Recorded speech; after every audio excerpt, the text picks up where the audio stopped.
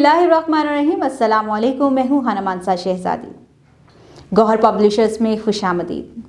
हमारा स्लोगन है redefining the geography of education through digital resources for conceptual learning. Dear teachers and students, हम Gauhar skill up series Urdu prep class पढ़ रहे हैं और आज हम इसकी बहुत ही दिलचस्प सरगर्मी भी करेंगे। साथ में हम सीखेंगे कि हमें अपनी सेहत और माहौल की सफाई को किस तरह से ज़रूरी बनाना चाहिए। अस्सलाम वालेकुम बच्चों, कैसे हैं आप लोग? सब ठीक ठाक हो? अल्हम्दुलिल्लाह, मैं भी बिल्कुल ठीक ठाक हूँ। यहाँ पर आपको बहुत ही दिलचस्प चीज़ें नज़र आ रही होंगी। जी, हाथ का एक आपको शक्ल नज़र आ रही है। हमने हाथ यहाँ पर रखना है ऐसे, और उल्टा भी रख सकते हैं। दूसरा मरहला आपको नज़र आ रहा है और फिर तीसरा मरहला नज़र आ रहा है। यहाँ पर आपको पहले हाथ पे हमने ट्रेस करना है, दूसरे में हम इसको हाथी की एक शक्ल देंगे और तीसरे मरहले में हमने क्या किया है, इसमें रंग भर दिए हैं और ये एक हाथी की तस्वीर लग रही है। इसी को हम देखेंगे और यहाँ पर हम एक नई तस्वीर ट्रेस करेंगे। आप सब बच्चे अपनी किताब के ऊपर हाथ रखेंगे और उसको ट्रेस करेंगे और उसके बाद ये एक हाथी की तस्वीर के ऊपर जिस तरह से यहाँ पर ट्रेसिंग हुई है, इसी तरह से इसको ट्रेस करते जाएंगे और बाद में इसमें रंग भर देंगे। तो इस तरह से हम अपनी ये एक्टिविटी मुकम्मल करेंगे।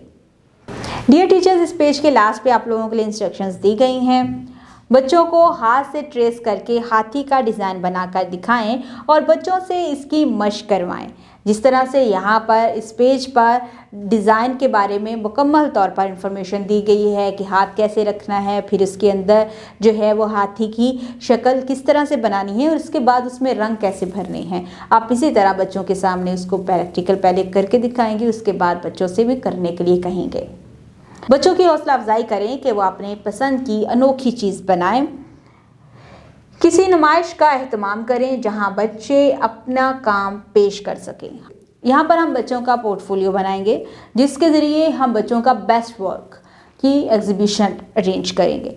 आप लोग भी क्लास में बच्चों का बेस्ट काम जो है वो अपने बच्चों के लिए मॉडल के तौर पर रखें। बच्चों को दिखाएं कि किस तरह से अनोखी तस्वीरें बनाई गई हैं, किस तरह से हाथी की तस्वीर बनाई गई हैं, या इसके अलावा कोई भी आर्ट एंड क्राफ्ट का काम करके आप बच्चों का पोर्टफोलियो जो है उसको डिज़ाइन कर सकते हैं। उसमें प्रॉपर तरीके से उसकी जो भी एक्टिविटीज़ हैं उसको असेंबल कर सकती हैं और आप आफ्टर द 1 वीक उसको शो कर सकती हैं, या आप ड्यूरिंग क्लास भी बच्चों को मॉडल होमवर्क या मॉडल जो उन्हें डिज़ाइन बनाए हैं उसको भी शो कर सकते हैं।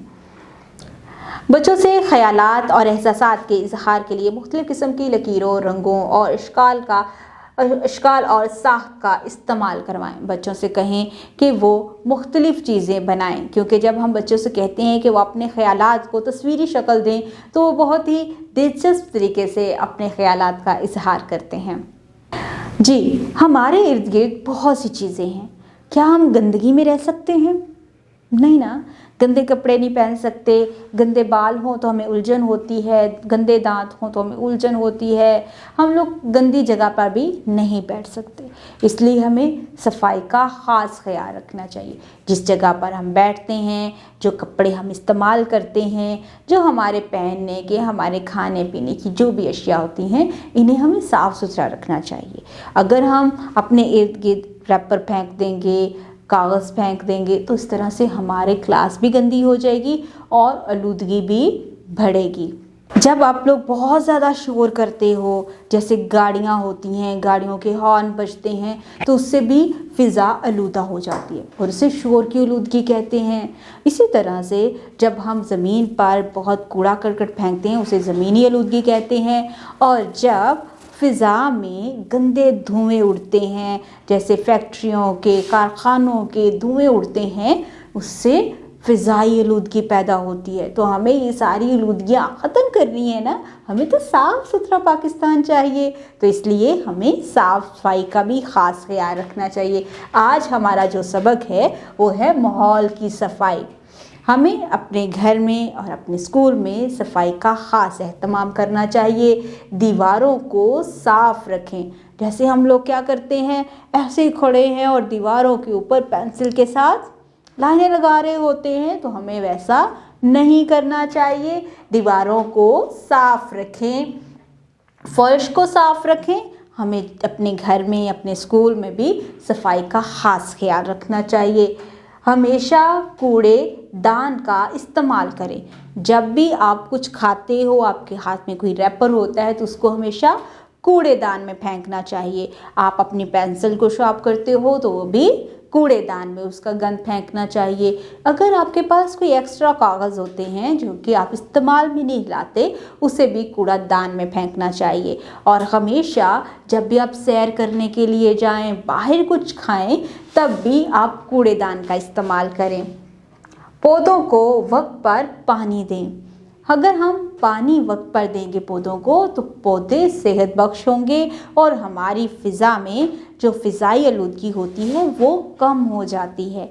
और ज़्यादा से ज़्यादा पौधे लगाएंगे तो हमारी सांस अच्छी होगी, हमें सेहत बख्श सांस मिलेगी, और जो धुआं वाली सांस है वो हमारे अंदर नहीं जाएगी। तो इसलिए हमें दीवारों को भी साफ़ रखना चाहिए, फर्श को साफ़ रखना चाहिए, और हमेशा कूड़ा करकट कहाँ फेंकना चाहिए? कूड़ेदान में। और हमें ज़्यादा से ज़्यादा पौधे लगाने चाहिए और पौधों को वक्त पर पानी देना चाहिए। डियर टीचर्स, इस पेज के लास्ट पे आप लोगों के लिए इंस्ट्रक्शंस दी गई हैं। बच्चों से माहौल की सफाई के मुतालिक सवालात करें, जैसे सफाई क्यों ज़रूरी है, कूड़ा करकट कहाँ फेंकना चाहिए, पौधों को पानी देना क्यों ज़रूरी है। ये तमाम तर सवाल बच्चों से करते रहें। और पौधे हमारे माहौल को साफ़ रखने में क्या किरदार अदा करते हैं। स्कूल में हफ्तावार सफाई का एहतमाम करें। बच्चों को आलूदगी की मुख्तलिफ अक़साम जैसे फ़िज़ाई, ज़मीनी और शोर की आलूदगी के बारे में बताएं।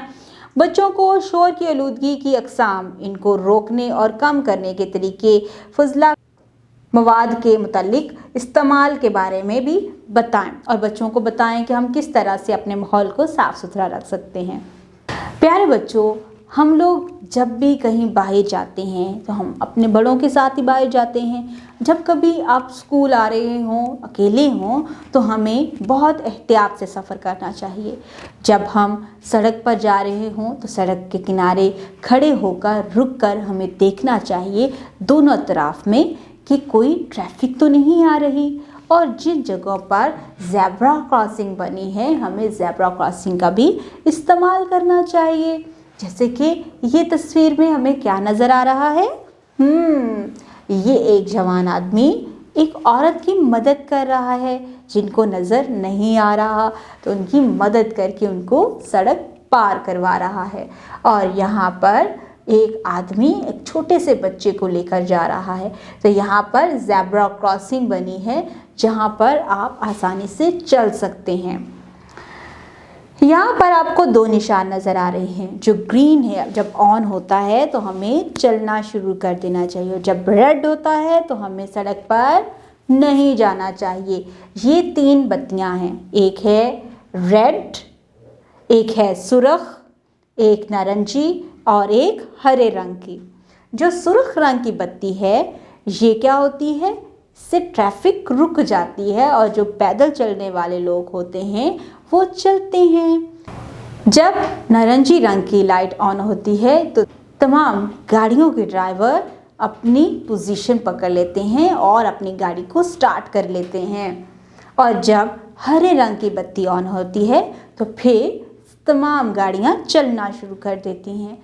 तो इस तरह से हम जब पैदल चल रहे हों तो हमें सुर्ख बत्ती का इंतज़ार करना चाहिए ताकि हम बेहतर तरीके से चल सकें। तो आज हमने क्या सीखा कि जब हरी बत्ती ऑन हो तो हमें पैदल सड़क पार नहीं करनी चाहिए, और जब सुर्ख बत्ती ऑन हुई हो तो हमें गाड़ी नहीं चलानी चाहिए।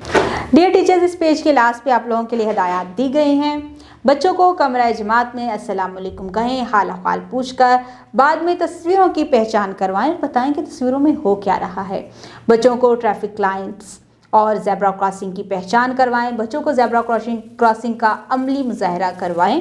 क्लास में आप ज़ेब्रा क्रॉसिंग बनाकर बच्चों को बता सकते हैं कि हमने वहाँ पर कैसे चलना है। बच्चों को बताएं कि सड़क पर सफ़ेद और स्याह पट्टियाँ ज़ेब्रा क्रॉसिंग कहलाती हैं। पैदल चलने वाले ज़ेब्रा क्रॉसिंग के ज़रिए से सड़क पार करते हैं। बच्चों को बताएं कि इन्हें सड़क किस तरह पार करनी चाहिए और बुज़ुर्गों को किस तरह सड़क पार करवानी चाहिए। हमें दूसरों की मदद करनी चाहिए और हमेशा एहतियात करनी चाहिए कि हम जब भी किसी जगह पर जाएं तो हम बिल्कुल हिफाजत के साथ जाएं। उम्मीद करती हूँ आपने इस वीडियो से बहुत कुछ सीखा होगा। मज़ीद सीखने और जानने के लिए हमारे साथ रहिएगा। हमारी वेबसाइट को ज़रूर विजिट कीजिएगा जो कि है www.goharpublishers.com, जहाँ पर आपको मिलेगी scheme of studies, lesson plan और बहुत सी वर्कशीट जिनका इस्तेमाल करके आप बच्चों को बेहतर तरीके से सिखा सकते हैं। अपना बहुत सारा ख्याल रखिएगा। खुदा हाफिज़।